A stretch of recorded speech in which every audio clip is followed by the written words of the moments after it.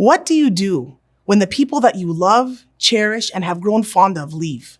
Whether they pass on, move away, or are no longer in a relationship with us, the pain of their departure is difficult to bear. Separation and loss can sometimes leave us feeling so empty, lost, and broken that we just can't see a way out. There is a woman who experienced such a tremendous test of separation, yet through her trust in Allah, she taught us how to move forward. Meet Hajar alayhi salam.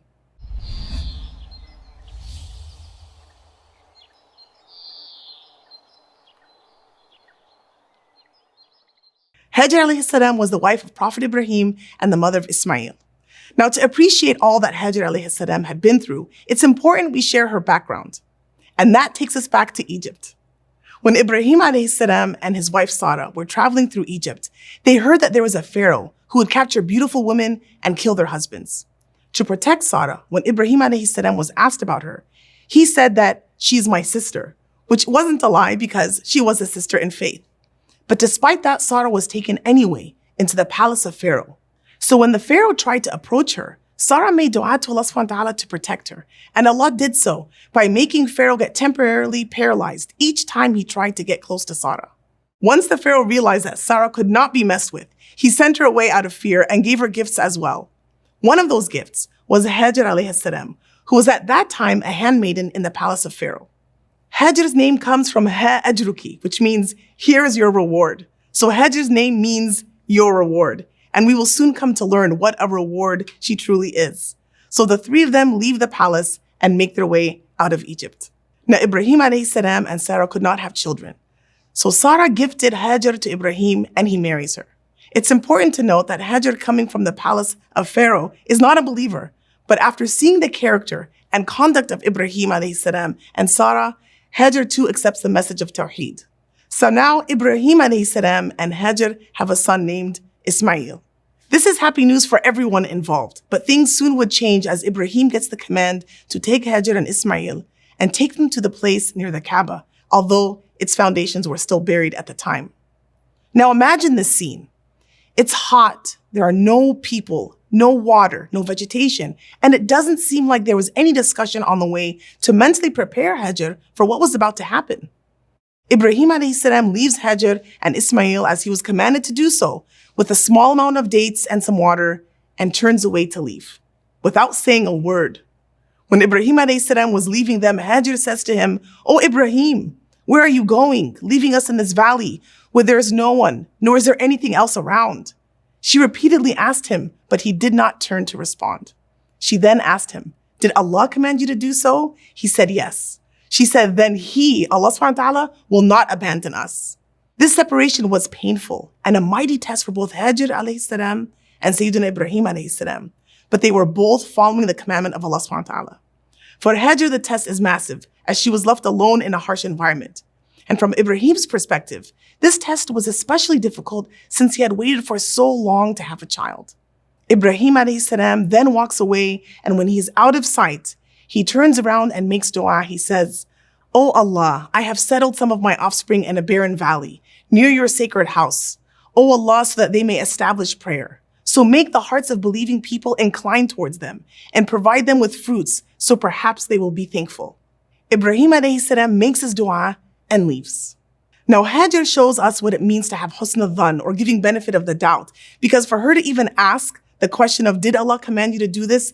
shows that she is thinking, there must be a good reason for Ibrahim alayhi salam to do what he is doing. And secondly, Hajar shows a great optimism in Allah subhanahu wa ta'ala when she comes to the conclusion that Allah would not abandon her. This statement of hers is a beautiful application of a hadith Qudsi. Abu Hurairah radiallahu anhu narrates that Prophet Muhammad sallallahu alayhi wasallam said, "Ana inda dhanna abdi bi." I'm as my servant expects of me. Hajar alayhi salam knew with yaqeen that Allah would not leave her despite the worldly situation of having to be physically abandoned in a deserted place. So now her son is crying since the food is finished, the water is gone, and now she is not able to produce any milk for her son. She had to figure something out.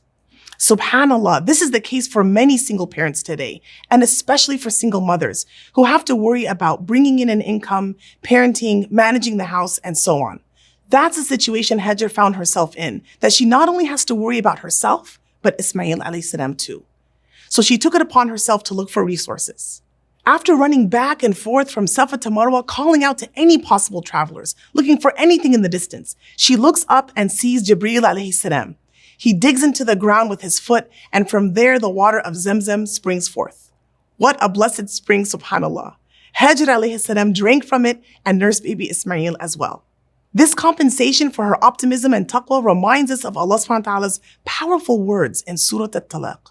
وَمَن يَتَّقِ اللَّهَ يَجْعَلْ لَهُ مَخْرَجًا وَيَرْزُقْهُ مِنْ حَيْثُ لَا يَحْتَسِبُ وَمَن يَتَوَكَّلْ عَلَى اللَّهِ فَهُوَ حَسْبُهُ. And whoever is mindful of Allah, He will make a way out for them and provide for them resources they could have never imagined. And whoever puts their trust in Allah, then He alone is sufficient for them. Subhanallah. Similarly, how Allah subhanahu wa ta'ala sent a spring for Maryam after she gave birth so she could be nourished and therefore nourish her baby, Isa alayhi salam.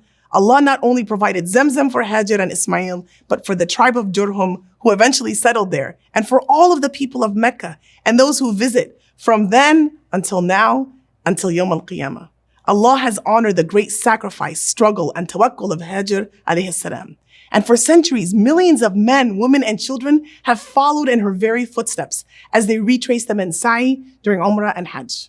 Allah subhanahu wa ta'ala answered the dua of Ibrahim alayhi salam to provide for his family that he left behind and to send Hajar and Ismail a people, the tribe of Jurhum, to establish a community for them. Look how Allah subhanahu wa ta'ala tested this faithful single mother with such hardship, and look at the reward of her faith, trust, and her patience. Hajar's reward, her ajr, is so massive and long-lasting that we follow in her footsteps today, adding to her scale of good deeds with every step taken on that blessed path between Safa and Marwa. Hajar alayhi salam taught us that people we love may come and go in our lives, yet Allah always remains.